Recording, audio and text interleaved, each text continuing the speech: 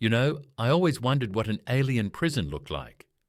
Gotta say, I'm a little disappointed. Lieutenant Daniel Reyes leaned back against the cold metal wall of his cell, arms crossed, a bored expression on his face. Across from him, behind a glowing energy barrier, stood a creature with the body of an insect and the height of a man, its 6 glossy black eyes clicking and refocusing in an unsettled sequence.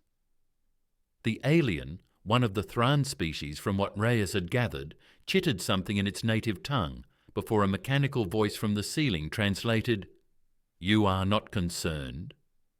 Reyes exhaled, then stretched his legs out. About what?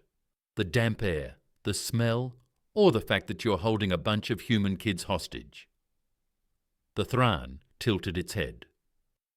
Your younglings are unharmed. Their value is high in interstellar trade. We will ensure their survival until terms are agreed upon. Reyes whistled. Yeah, that's where you went wrong.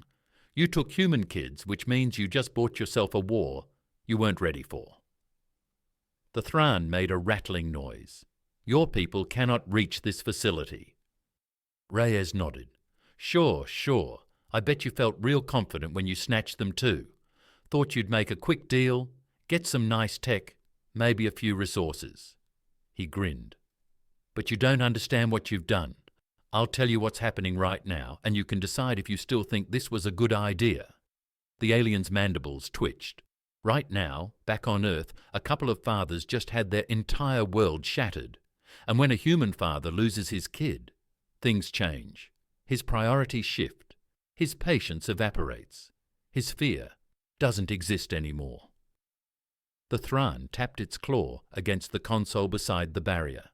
Your threats are meaningless. We have subdued many species before yours. They comply. Reyes laughed, shaking his head. Other species ain't human. You don't get it. Every second that passes, someone is hunting you, and you don't even know what's coming. The alien made a hissing sound. Explain. All right, Reyes said, shifting forward. You ever hear of a guy named John Carter? The translator took a few seconds, then responded, Insufficient data. Reyes grinned. He's not real, but he's exactly the kind of man you just made enemies with, the kind that doesn't stop, the kind that will tear apart entire planets if it means getting his kid back. He leaned forward, eyes locked on the Thran. In humans, we don't do things halfway.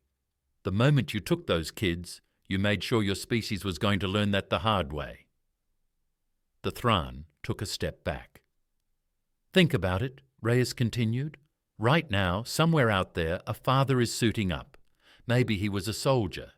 Maybe he was just an engineer. Maybe he smiled. Maybe he's not anyone special at all.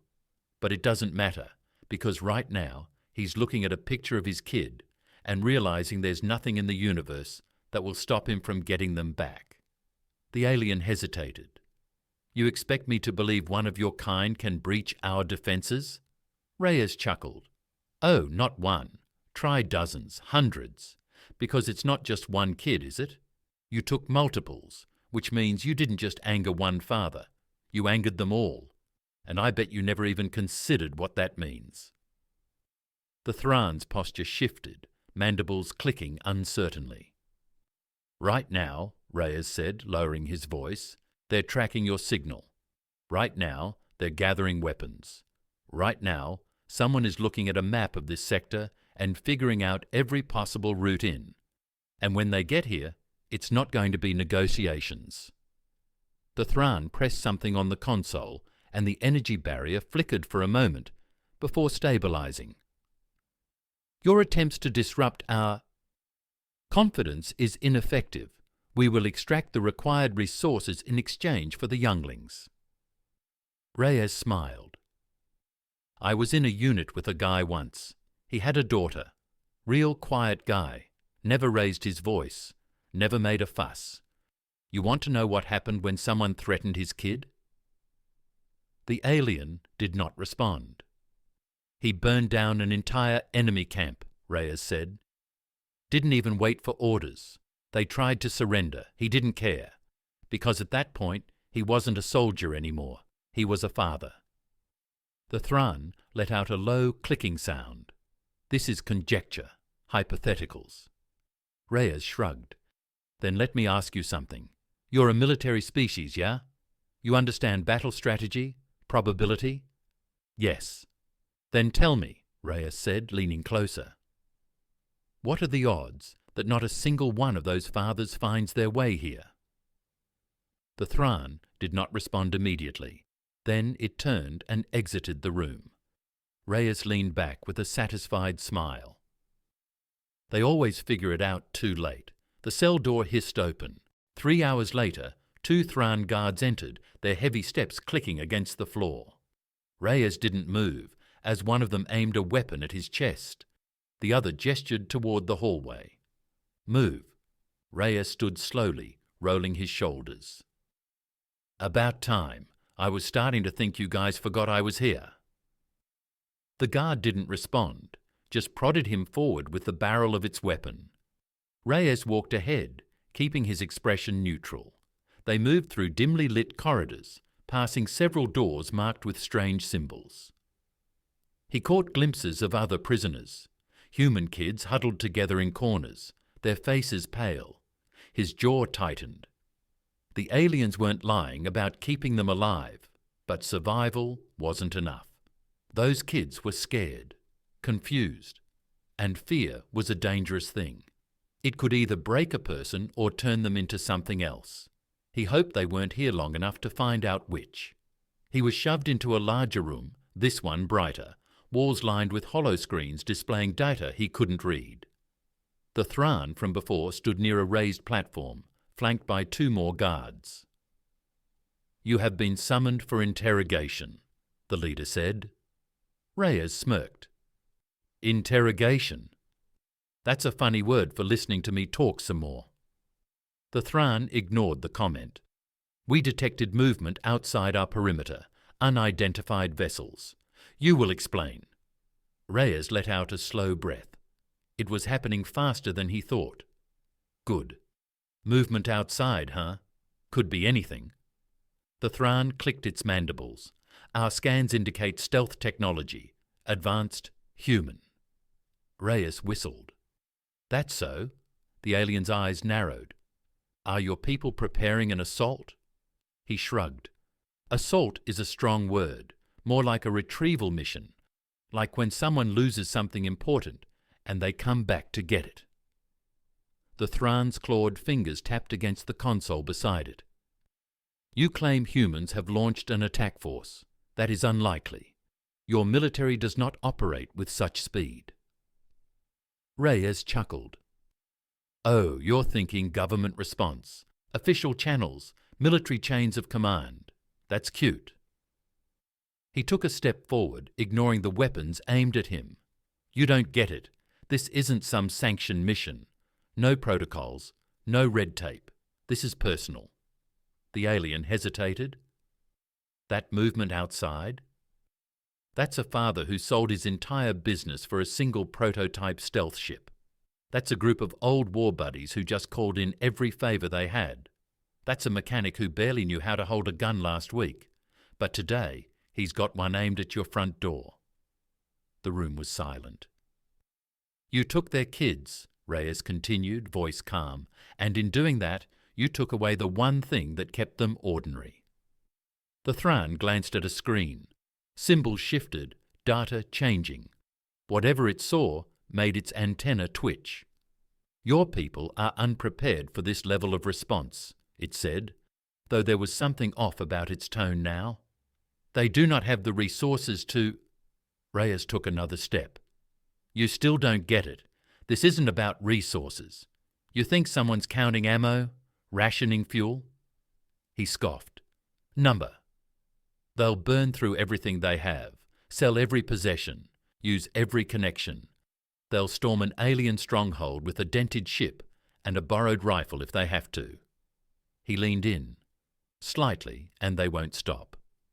The alien said nothing. The hollow screen flickered again, a red warning symbol flashing in the corner. Reyes grinned. Guess that answers your question about whether they're coming. The Thran spun toward the guards. Increase defences. Deploy interceptors. Prepare. The station rumbled. A distant explosion rocked the floor. Reyes exhaled through his nose. Yeah, that's about the response I expected. Another explosion. This one closer. The lights flickered. The alien turned back to him. You will order them to stand down. Reyes laughed. Oh, buddy, you're so far past that point. The guards rushed to secure the doors. The station rumbled again, this time followed by the unmistakable sound of weapons fire. Reyes cracked his knuckles. Now, let's see what happens when you try to cage the wrong species. The next explosion tore through the corridor outside, sending a deep shudder through the station. Alarm klaxons blared, flashing red lights casting jagged shadows against the walls. Reyes flexed his hands. Right on time. The Thran leader hissed something to its subordinates, but the guards hesitated. The sounds beyond the doors had changed. Controlled bursts of gunfire, the unmistakable roar of human engines. A new sound joined the chaos, a deep, guttural scream, not of pain, but of rage. Reyes grinned. Yeah, that's what it sounds like when fathers show up. The leader turned back to him, mandibles twitching. We will eliminate them. Your species is outnumbered. You're still not getting it. Reyes shook his head. They don't care about numbers. You've got 1,000 soldiers? Great. Won't matter. Because if just one of them gets through, just one, they'll tear this place apart with their bare hands. The pet bared its sharp mandibles in a display that might have been meant to intimidate. Then you will serve as a hostage, Reyes sighed. You're really bad at this. The door exploded inward. A hulking figure stepped through the smoke, rifle raised, eyes blazing. He wore scavenged body armour, mismatched plates that barely fit over a civilian flight suit. His face was lined, unshaven, but his hands were steady as he aimed straight at the Thran leader. Where, he growled, are the kids? The Thran scrambled. The guards raised their weapons, but Reyes was already moving. He twisted, slamming his elbow into the closest one's throat. It staggered back, choking, as he grabbed its weapon and fired at the second guard. The energy blast sent the alien sprawling. The leader screeched and lunged for the console, but the new arrival put a shot through the controls before it could reach them. Reyes clapped him on the shoulder. Took you long enough, Callahan. The man, Callahan, grunted. Traffic. More gunfire echoed from the halls. The walls shook again. The station wasn't just being breached, it was being dismantled. How many? Reyes asked. Enough, Callahan said. They're cutting through the cell blocks now. Kids are priority. We clear a path, get them out. The Thran leader crouched low, mandibles clicking in what Reyes recognized as panic. It had lost control, and it knew it. You, the alien spat, turning to Reyes, you will die for this. Reyes shrugged. Maybe, but not today. Callahan fired once. The leader crumpled. That was unnecessary, Reyes said. Callahan reloaded. Didn't like the way it looked at me. They moved fast. The station was collapsing into chaos, Thrans scrambling to retreat as humans tore through their ranks. They passed groups of children, some crying, some too numb to react, others clutching makeshift weapons of their own. They weren't warriors. Not yet. But given time, they would remember this day. The airlock bay was a battlefield. Ships hovered just outside. Drop ramps extended as more humans poured in. Some were veterans, moving with military precision. Others had never fought before, but desperation had made them quick learners. A father dragged his son onto a transport, shielding him with his body as they sprinted through gunfire. Another man carried 2 toddlers under each arm, firing blindly behind him. Someone, an old mechanic from the look of him, had grabbed an alien rifle and was clubbing a Threxian with it.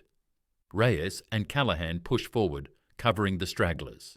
The station's defences were crumbling, but that didn't mean the fight was over. A final wave of Thrans made a stand at the last docking corridor. Reyes clicked his tongue. They don't know when to quit. Callahan checked his rifle. Let's educate them. The fight was brief. Reyes lost count of the shots fired, but when the smoke cleared, only humans remained. The last child was carried onto a transport. Reyes turned to Callahan. We done here? Callahan exhaled. Yeah. The station groaned. The damage was too severe. It wouldn't hold much longer. Time to go, Reyes said. They boarded the last ship just as the station's structural alarms reached their peak. The doors sealed, the engines roared, and they shot into the void. From the viewport, Reyes watched as the Thran stronghold crumbled. It wasn't a battle won. It was a message sent. They had come for the kids, and they had taken them back. The Tians never recovered. Word spread faster than light. Every species with access to interstellar communication heard the same chilling tale.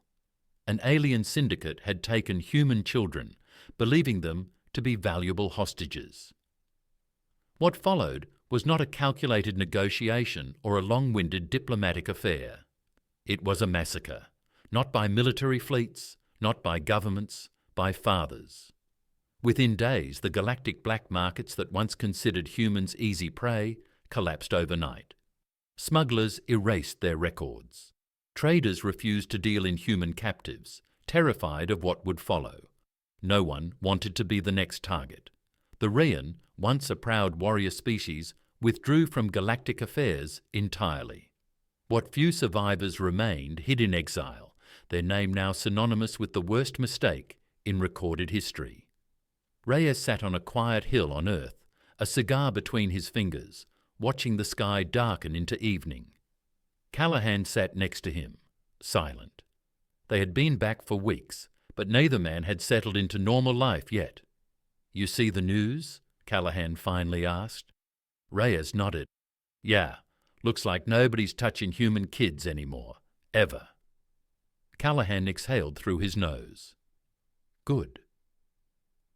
They sat in silence for a while.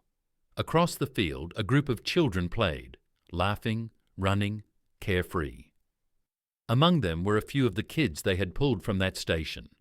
Some still had the look of survivors, flinching at sudden noises, glancing over their shoulders when things got too quiet.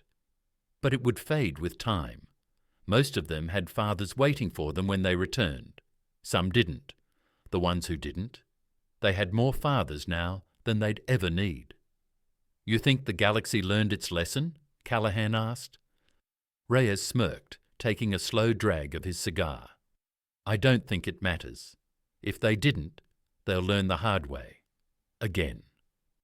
The sky stretched wide above them, filled with stars, silent and endless. Somewhere out there, someone was probably watching, wondering. And Reyes hoped they were afraid, because if there was one rule the universe needed to understand, it was this: you do not take human children.